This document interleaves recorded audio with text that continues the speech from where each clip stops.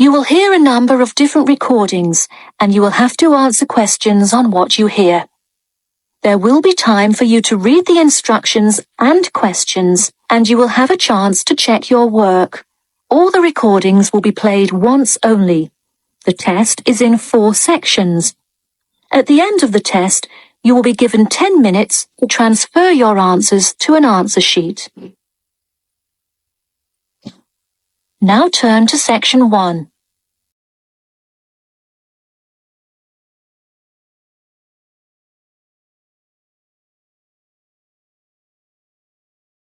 Section 1. You will hear a conversation between Peter and Jim talking about some details for their shared accommodation. First, you have some time to look at questions 1 to 4.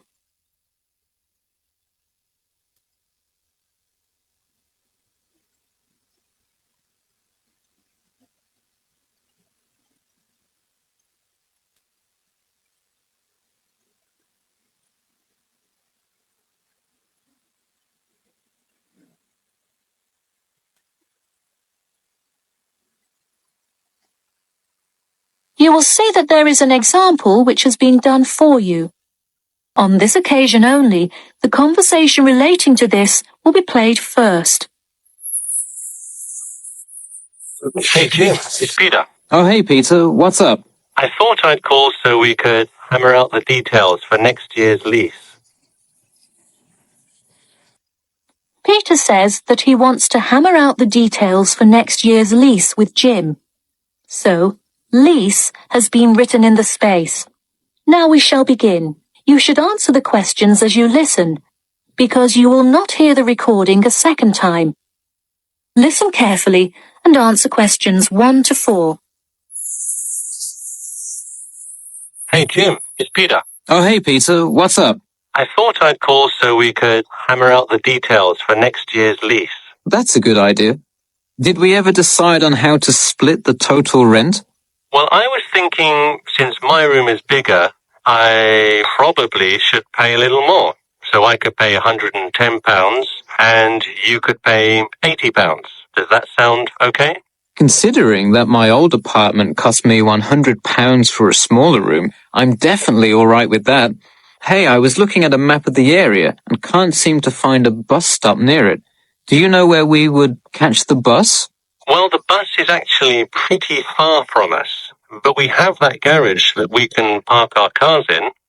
Wow, that's great. Convenient parking is hard to find, so we're lucky we have that. Okay, so we have a whole lot of things we'll need to buy when we move in. How do you want to split that up? I was wondering, do you still work at the supermarket? Yep, every Tuesday and Saturday. Would you be able to buy things from there if I sent you a shopping list? Sure, I can do that. Great, then I can take care of whatever else we need that you wouldn't get at a supermarket. If you want, I'll pick you up from work that day and we can go to the apartment together. Oh, that would be great, thanks. No problem. That way we can split the cost of petrol.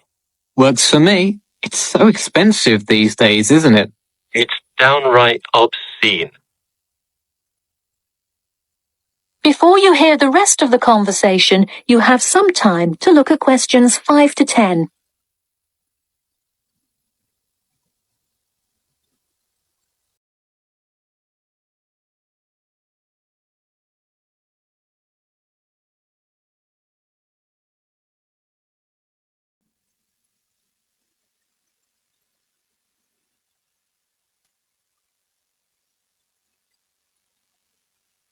Now listen and answer questions 5 to 10.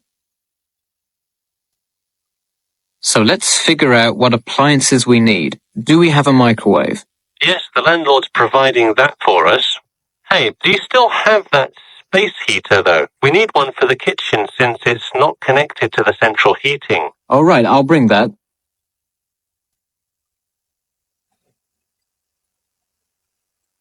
Section 2. You'll hear an HR representative of Earn and Learn giving some information about her company. First, you have some time to look at questions 11 to 16.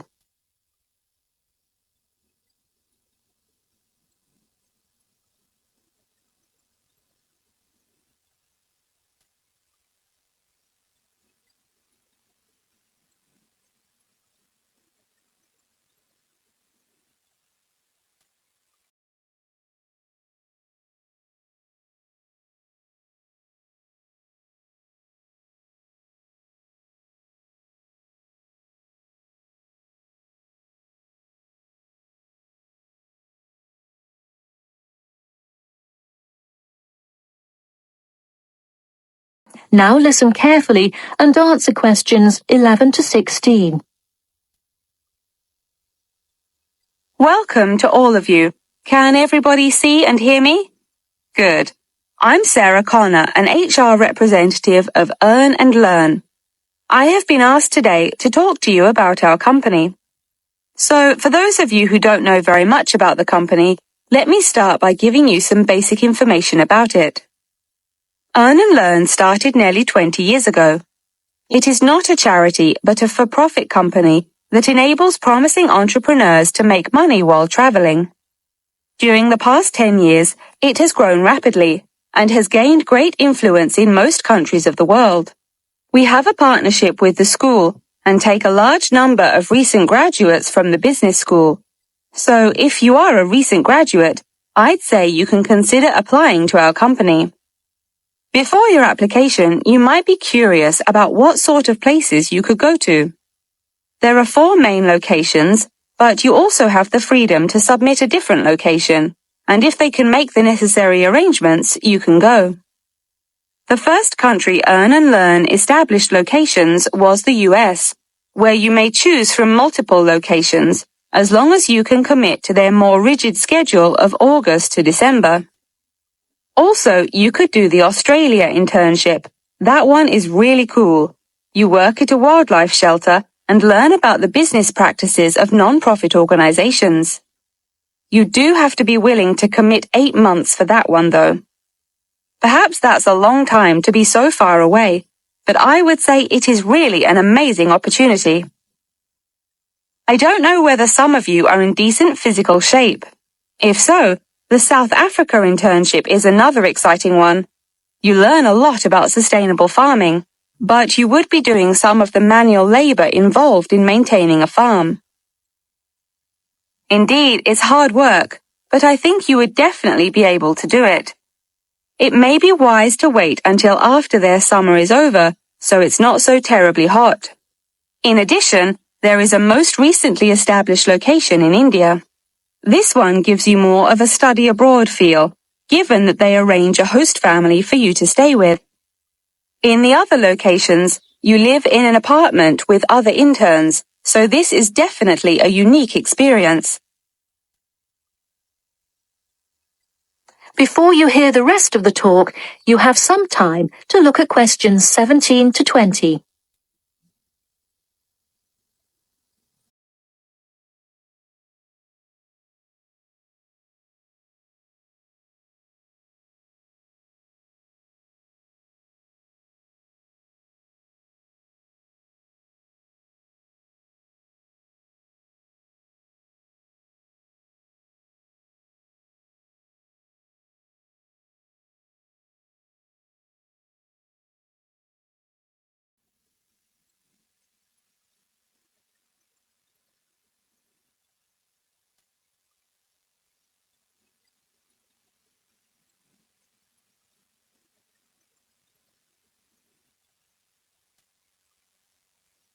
Now listen and answer questions 17 to 20. Regardless of where you go, at the end of the program, you get a global traveling certificate, as long as you can explain your experience. You can provide a written log of what you did. I recommend writing journal or blog entries about what you do every day, or a weekly summary of each day. Of course, you don't have to write up a formal report or anything like that, and you need to apply for it once you have returned. Some students may want to know whether this is a paid internship. Actually, you have to pay for the flight there yourself. But you have the opportunity to create your own small business, which could earn you money if it's successful. So basically, you pay for it all up front, but when you're there, you can find ways to make money. That is to say, you pay for 2/3 of the cost up front as a deposit, and then give the final installment 1 month prior to your return. Finally, I have to remind you that you need a health check before you go, to make sure you're not going to spread any communicable diseases. In addition, before you go, you don't have to attend any meetings or workshops. You'll meet everyone you'll be working with once you get there. Okay. Well, that's all I've time for today. Thanks for listening, and I'm happy to take any questions if you have them. That is the end of section 2. You now have half a minute to check your answers.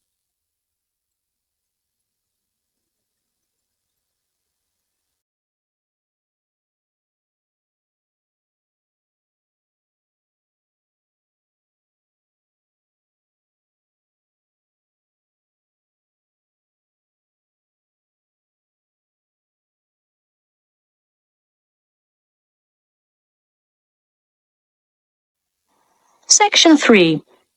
You will hear a student called Margaret Parkinson talking about the class she missed on Thursday with her professor. First, you have some time to look at questions 21 to 26.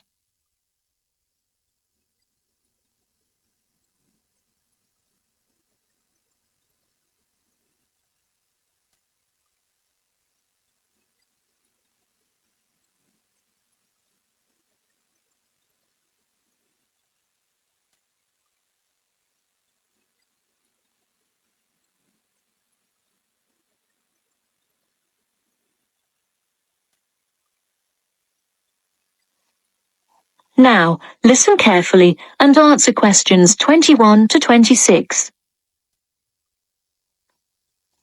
Hi, Professor Timmons. Do you have a few minutes?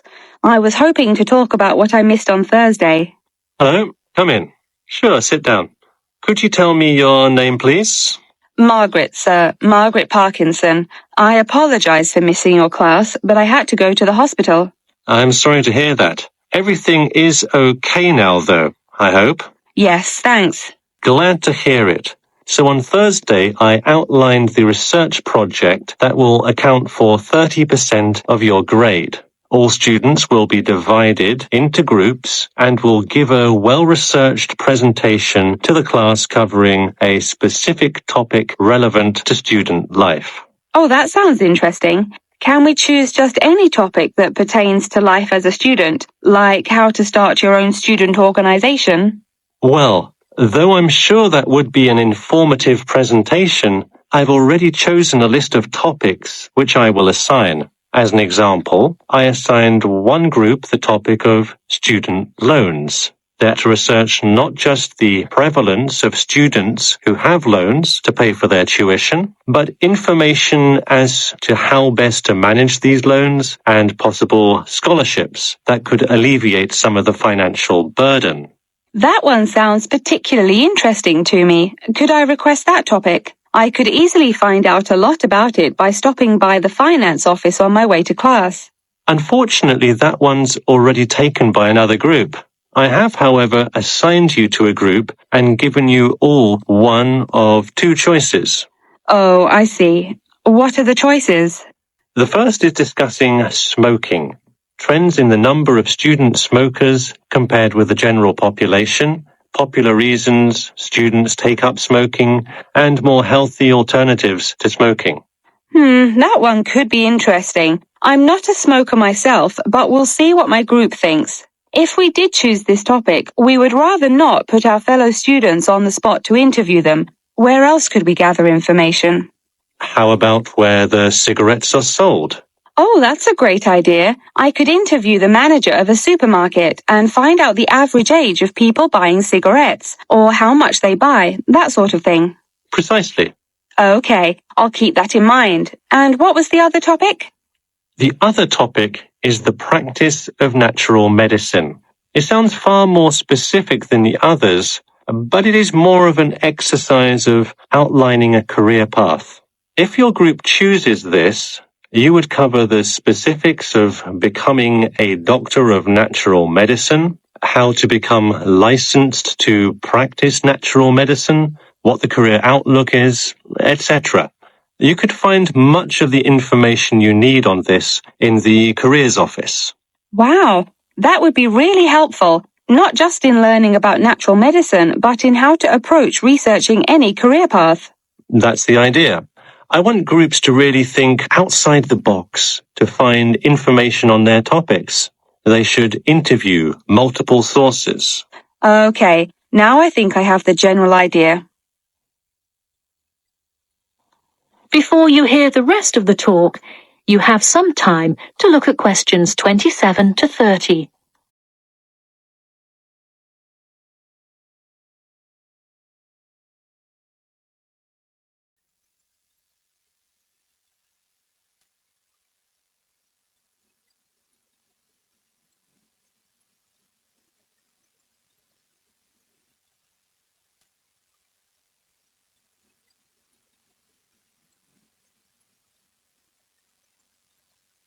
Now, listen carefully and answer questions 27 to 30.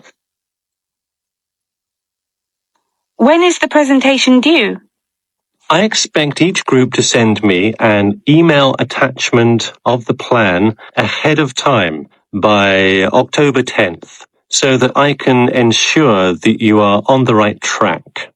Oh, that's actually really reassuring. I would hate to spend so much time on a presentation only to find we had taken it in the wrong direction. So when is the presentation? I let groups choose from the list of time slots I have between November 1st and November 5th. Okay, how about the 3rd? I'll have to check with my group, of course, but maybe we could write a tentative time? Sure, let me take a look. I'm actually booked completely through the 3rd and 4th now. How about sometime in the afternoon of the 5th? Great, how about 2 o'clock? No problem. I'll pencil your group in. Okay, thanks. And to clarify, what exactly is due in the first phase? Before the October deadline, I want your group to have compiled resources and then to provide some initial data analysis to support your claims. Okay, so data analysis is due the 10th of October, and then the Presentation? Yes. The final phase is simply giving the presentation on the 5th of November. All right, I think I have all the information I need. Thanks. You're welcome. See you in class tomorrow. That is the end of section 3. You now have half a minute to check your answers.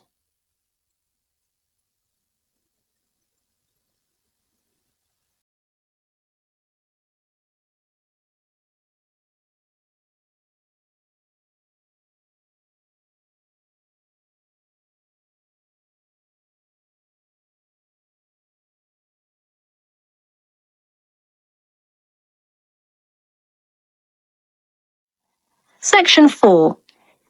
Hear an introduction about an eco-friendly building called the Gherkin.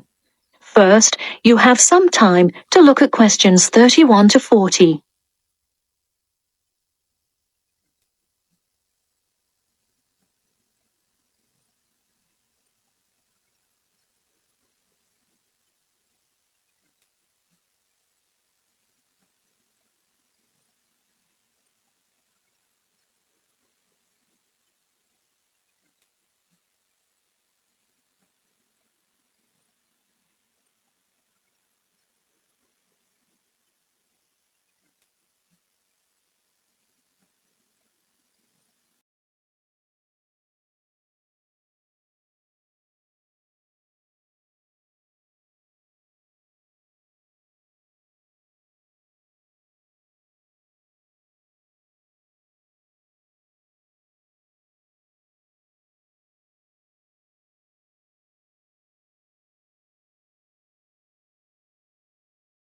Listen carefully and answer questions 31 to 40.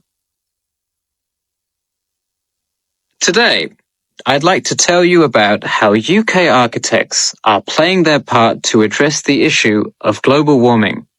You have seen many of these iconic buildings while going about your everyday life, but you may not know how they are affecting your tomorrow. In 2003, construction was completed on the famous Swiss rebuilding, or more informally called the Gherkin. A true masterpiece commissioned by the law offices of Foster and Partners. This is not the first ambitious endeavor of the firm. They are renowned for their various philanthropic environmental efforts. The Gherkin, with its cutting-edge green initiative and sharp design, is gaining recognition as an icon in modern architecture. You can pick it out of the London skyline by its unorthodox cigar shape. While its appearance is the obvious attribute at which to marvel, there is far more to this building than meets the eye. And let's face it, there's a lot about this building that meets the eye. The building helps reduce the city's carbon footprint in a number of ways. Just a quick note, in case you're not familiar with the term carbon footprint, get used to it. It's a buzzword you'll hear relentlessly to talk about reducing emissions. Think of it as the amount of harmful greenhouse gases that are given off into the environment by a single person, organization, or product. So going back to the Gherkin building, perhaps the most obvious as well as the most significant eco-friendly feature is the glass windows, which allow light to pass through the building, both reducing heating costs and brightening up the workspace. The ingenuity behind the various eco-friendly aspects of the Gherkin has seen its fair share of publicity both from serious and silly sources. In a recent April Fool's Day edition, One e-publication printed a story detailing plans to replace 50% of the current exterior with grass, which would not only make large steps in the name of sustainability, but also give the building the green hue that would truly earn it the nickname of the Gherkin. The only drawback is, as you may have guessed, that this story was an April Fool's Day joke and completely made up.